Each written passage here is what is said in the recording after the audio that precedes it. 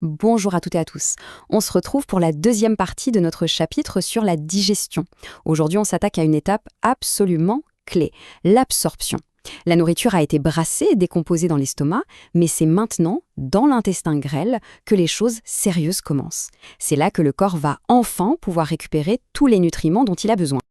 Alors, au programme aujourd'hui, on va d'abord voir pourquoi l'absorption est un vrai défi pour notre organisme. Ensuite, on suivra le chemin des glucides, puis celui des protéines, pour voir comment ils sont découpés en pièces détachées. On fera un gros plan sur une structure essentielle, la bordure en brosse, et enfin, on conclura sur cette belle mécanique d'assimilation des nutriments. Allez, c'est parti. Bon, rentrons dans le vif du sujet. À ce stade, nos aliments ne sont plus qu'une sorte de bouillie, le chyme. On pourrait penser que le plus dur est fait, mais en réalité, pas du tout. Le vrai challenge, il commence maintenant. Parce que c'est bien beau de tout découper, mais encore faut-il que ces nutriments puissent traverser la paroi de l'intestin pour arriver jusqu'au sang. La grande question, c'est donc celle-ci. Comment est-ce qu'on fait passer des molécules énormes, comme l'amidon de nos pâtes ou les protéines de notre viande, à travers une membrane cellulaire? Même une fois qu'elles sont coupées en plus petits morceaux, comment est-ce qu'elles peuvent bien rentrer dans nos cellules? Eh bien, la réponse tient en une seule règle, une règle d'or. Et la voilà, cette fameuse règle, l'intestin est un portier très très sélectif. Il ne laisse pas passer les grosses molécules, les polymères. Non, ce qu'il veut, ce sont les briques de base, les unités les plus petites possibles, ce qu'on appelle les monomères. Pour les sucres, ce sera le glucose, pour les protéines, les acides aminés. Toute la stratégie de l'absorption, c'est ça. Tout réduire à sa forme la plus simple. Allez, premier cas d'école, les glucides. C'est vraiment l'exemple parfait pour illustrer ce processus de simplification à l'extrême. On va voir ensemble comment les sucres qu'on mange sont préparés pour pouvoir enfin passer dans notre corps. Quand on mange des glucides, on a en gros trois catégories. D'abord, l'amidon, qui est une très très longue chaîne de glucose. Ensuite, on a les disaccharides, des sucres doubles, comme le saccharose ou le lactose. Et enfin, il y a les fibres que notre corps ne sait pas digérer. Donc le but du jeu est clair, il faut casser l'amidon et les disaccharides pour ne récupérer que des monosaccharides. Pour l'amidon, ça va se passer en deux temps. Une première phase a lieu dans la lumière de l'intestin, c'est-à-dire au milieu du tube. Là, l'amylase commence à découper l'amidon en plus petits bouts. Mais attention, le travail est loin d'être fini. La deuxième phase, la plus importante, celle qui va tout finaliser, elle se passe juste à la surface des cellules, sur ce qu'on appelle la bordure en brosse. Regardons d'un peu plus près le résultat de cette première phase. L'amylase a fait son boulot, elle a coupé la grosse molécule d'amidon, on se retrouve avec des morceaux plus petits, du maltose, du maltotriose et des dextrines. Mais le point crucial, c'est qu'on n'a toujours pas de glucose simple. Et ces molécules-là, elles sont encore trop grosses pour être absorbées. Et c'est là qu'interviennent nos super enzymes de la bordure en brosse. Ce tableau est fondamental. La saccharase s'occupe du saccharose. La lactase s'occupe du lactose. C'est son absence qui cause l'intolérance au lactose. L'isomaltase et la glucoamylase, elles, s'attaquent à tous les petits bouts d'amidon restants. Et regardez le résultat, à chaque fois c'est pareil, on obtient enfin nos monosaccharides, glucose, fructose et galactose. Ça y est, ils sont prêts. Ok, super, on a nos monomères. Mais maintenant, la question c'est, comment est-ce qu'ils entrent dans la cellule intestinale, qu'on appelle l'entérocyte? Ils ne peuvent pas juste traverser la membrane, comme ça par magie. Il leur faut des portes d'entrée spécifiques, des transporteurs dédiés. Alors voici le transporteur star pour le glucose et le galactose. SGLT1, c'est ce qu'on appelle un cotransporteur. Ça veut dire qu'il ne laisse passer une molécule de glucose que si en même temps un ion sodium passe avec elle. C'est un peu un ticket 2 pour le prix d'un.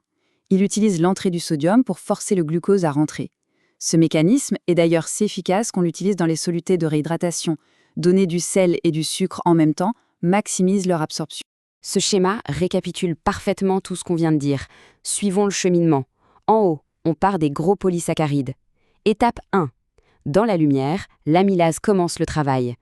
Étape 2. À la surface de la cellule, les enzymes de la bordure en brosse terminent le boulot et produisent des monosaccharides. Étape 3. Ces monosaccharides entrent dans la cellule via SGLT1 pour le glucose et le galactose. Et enfin, étape 4, ils ressortent de l'autre côté pour aller dans le sang. C'est une mécanique de précision. Allez, on attaque maintenant le deuxième gros morceau, les protéines. Le principe de base reste exactement le même, il faut tout réduire en monomères. Sauf que, pour les protéines, les choses sont un peu plus compliquées. Et la raison est simple, la diversité de leurs briques élémentaires. Le truc, c'est que pour les glucides, on n'a que quelques types de monosaccharides. Pour les protéines, c'est une autre histoire. Il existe plus de 20 acides aminés différents et comme on le voit ici, ils ont des propriétés chimiques très variées. Cette diversité, ça veut dire qu'il va falloir toute une panoplie d'enzymes différentes et très spécialisées pour pouvoir couper toutes les liaisons qui les relient. Mais l'objectif final, lui, reste très clair. On veut transformer ces immenses chaînes de protéines en unités assez petites pour être absorbées. Et là, petite particularité intéressante, l'intestin est capable d'absorber non seulement des acides aminés seuls, mais aussi des tout petits groupes de 2 ou 3 acides aminés, les di- et tripeptides. Et comme pour les glucides, tout ça est très bien organisé. Le processus commence dans l'estomac, avec une enzyme, la pepsine. Ensuite, dans l'intestin, les enzymes du pancréas prennent le relais. Et devinez où se passe la toute dernière étape, la plus décisive. Et oui, encore et toujours, au niveau de notre fameuse bordure en brosse, grâce à des enzymes qu'on appelle les peptidases. Et comment sont absorbés ces petits peptides? Grâce à un autre transporteur, le PEPT T1. Son fonctionnement ressemble beaucoup à celui de SGLT1, sauf qu'au lieu d'utiliser un ion sodium, il utilise un proton, un ion H+. Il fait rentrer un di- ou tripeptide en même temps qu'un proton. Une fois à l'intérieur de la cellule, la plupart de ces petits peptides sont découpés une dernière fois en acides aminés individuels avant de passer dans le sang.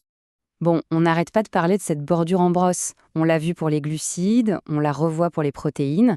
Il est temps de faire un zoom sur elle parce que très sincèrement, c'est la véritable star de l'absorption. C'est là que tout se joue. Mais alors, c'est quoi exactement cette bordure en brosse? En fait, c'est la surface de nos cellules intestinales, celle qui est en contact avec la nourriture.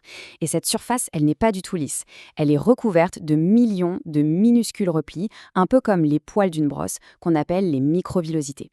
L'objectif est génial, augmenter de manière phénoménale la surface de contact pour que l'absorption soit la plus efficace possible. Ce qu'il faut absolument retenir, c'est que cette bordure en brosse a une double mission indispensable. D'un côté, c'est une usine de digestion finale.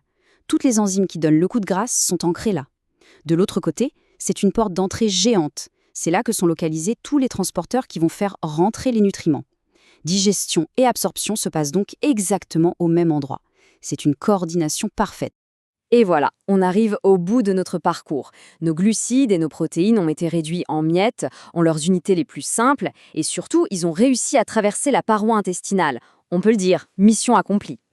Alors, si on devait résumer en 3 points clés, ce serait cela. Premièrement, l'absorption exige de transformer les polymères en monomères. Deuxièmement, cette étape finale et cruciale se déroule à un endroit stratégique, la bordure en brosse. Et troisièmement, l'entrée dans la cellule n'est pas un processus passif, elle dépend de transporteurs spécifiques qui font un travail actif. Mais attention, l'histoire n'est pas tout à fait finie. C'est super d'avoir du glucose et des acides aminés dans le sang. Mais maintenant, qu'est-ce qu'ils deviennent? Où vont-ils? Comment le corps va les utiliser pour fabriquer de l'énergie, construire des muscles ou les mettre en réserve? Eh bien ça, c'est précisément ce que nous allons découvrir dans la 3e et dernière partie de ce chapitre. En attendant cette suite, je vous encourage vraiment à aller faire les quiz qui sont disponibles. C'est le meilleur moyen de vérifier que tous ces mécanismes sont bien clairs pour vous et de consolider vos connaissances. Merci beaucoup pour votre attention et à très bientôt pour la suite de nos aventures digestives.